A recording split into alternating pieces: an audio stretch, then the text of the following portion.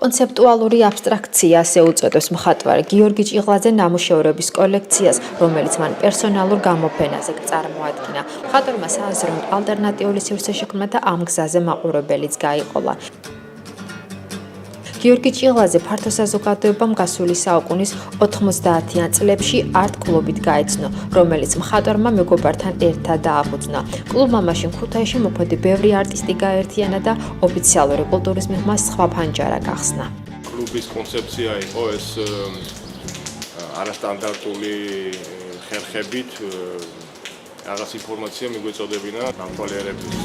კლუბის წევრების მიერ ეწყობოდა გამოფენები, მათ შორის საზოგადოებრივ ტრანსპორტში, მათ განახორციელეს პროექტი მატარებელი. ლაკდონი საქართველოში მის მერე არც გაკეთებულა რა. რაოდენობრივადაც, ხარისხითაც და არაორდინალობითაც.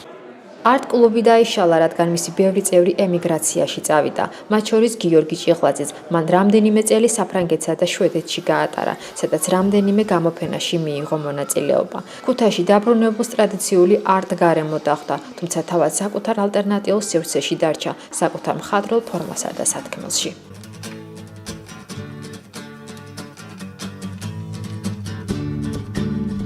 მაყურებელიც აღიქვამს ამას, რომ ეს ფილოსოფიური მომენტია, ანუ ჩემი კონკრეტული ხედვა, აბსტრაქციული გადმოცემით, კონცეპტუალური რაღაც ფიქრებით და შესაბამისად ინდივიდუალური ტექნიკით.